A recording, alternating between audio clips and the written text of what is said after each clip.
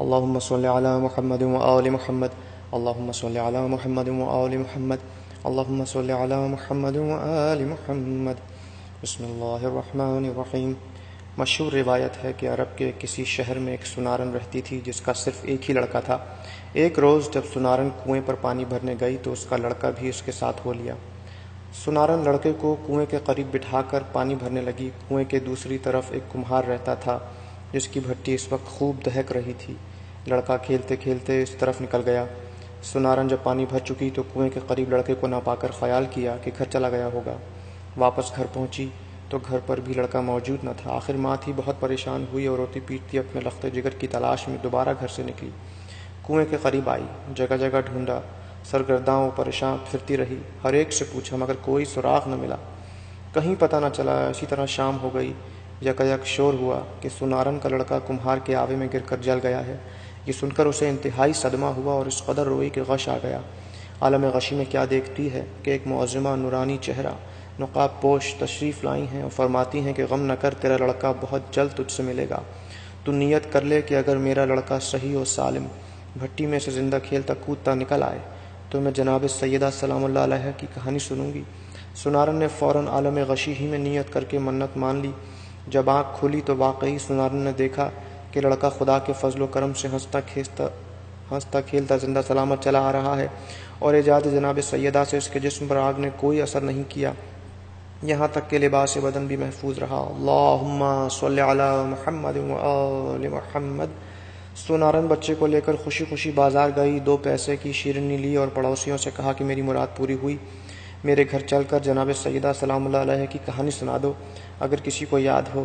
6-7 گھر پھری لیکن ہر ایک نے یہی کہا کہ نہ ہمیں کہانی یاد ہے اور نہ اتنی فرصت کہ ان فضول باتوں کی طرف توجہ دیں۔ سنارن سب سے مایوس ہو کر جنگل کی طرف چل دی۔ کچھ دور چل کر وہی نقاب پوش معظمہ نظر آئیں اور فرمایا کہ اے خاتون مت رو، چادر بچھا کر بیٹھ جا، میں کہانی کہتی ہوں تو سن۔ پھر آپ نے فرمایا شہر مدینہ میں ایک یہودی رہتا تھا، اس کی لڑکی کی شادی تھی۔ وہ یہودی جناب رسول خدا صلی اللہ علیہ وآلہ وسلم کی خدمت میں آیا اور کہنے لگا کہ میری لڑکی کی شادی ہے، آپ اجازت دیں تو میں شرف پاؤں کہ جناب سیدہ میرے گھر تشریف لے چلیں۔ آپ نے فرمایا کہ اس امر کے مالک علی ہیں۔ یہ سن کر حضرت علی کی خدمت میں حاضر ہوا اور عرض کیا کہ آپ اجازت دیں تو جناب سیدہ میرے گھر تشریف لے چلیں۔ آپ نے فرمایا کہ اس امر کی مالک خود جناب سیدہ ہیں۔ اس کے بعد یہودی نے جناب سیدہ کے دروازے پر آواز دی کہ اے بنت رسول، میری لڑکی کی شادی ہے، اگر آپ تشریف لے چلیں تو میری عزت بڑھ جائے گی۔ آپ نے فرمایا کہ جناب امیر علیہ السلام سے اجازت لے لوں تو چلوں؟ یہودی نے کہا کہ میں جناب رسول خدا اور حضرت شیر خدا کی خدمت میں گیا تھا، سب نے آپ ہی کو مختار کیا ہے۔ جناب سیدہ یہ سن کر متفکر ہوئیں۔ اتنے میں جناب رسول خدا خود تشریف لے آئے اور جناب سیدہ نے فرمایا کہ بابا جان، یہودی کی یہاں سے آدمی آیا ہے، آپ کیا فرماتے ہیں، اس کے گھر جائیں یا نہ جائیں؟ آپ نے فرمایا بیٹی تم کو اختیار ہے۔ جناب سید نے عرض کیا کہ بابا جان، آپ کی سخت توہین ہوگی کیونکہ ان کی عورتوں کے جسم پر عمدہ اور نفیس لباس و زیورات سے مزین ہوں گے اور میرے پاس وہی پھٹے پرانے کپڑے ہیں جس میں جا بجا خرمے کے پیوند لگے ہیں۔ رسول خدا نے فرمایا بیٹی اسی حالت میں جاؤ جو مرضی ہے معبود۔ چنانچہ جناب سیدہ جانے کو تیار ہو گئیں۔ اپنی ڈیوڑی تک نہ پہنچی تھیں کہ حوران جنت آسمان سے نازل ہوئیں اور جناب سیدہ کو لباس فاخرہ پہنایا۔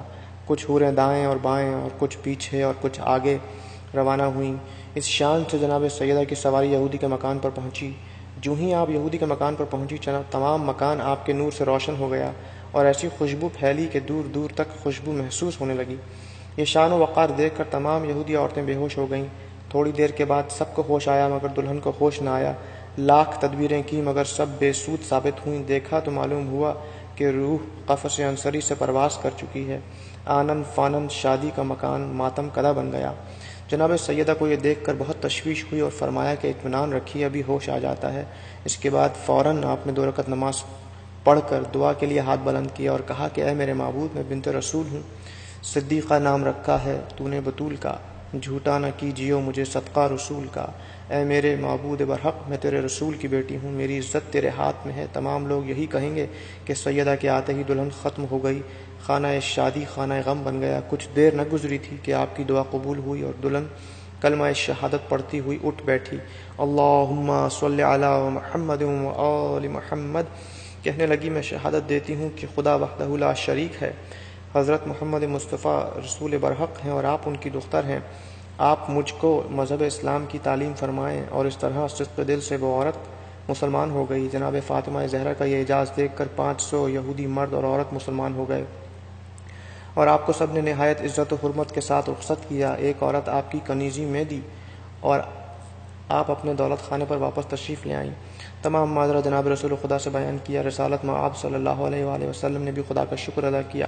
یہ کہانی سنارن سے کہہ کر جناب سیدہ روپوش ہو گئیں۔ سنارن جب اپنے گھر واپس آئی تو کیا دیکھتی ہے کہ جن جن لوگوں نے کہانی سننے اور سنانے سے انکار کیا تھا اور فضول سمجھا تھا، ان کے گھروں میں آگ لگ گئی تھی۔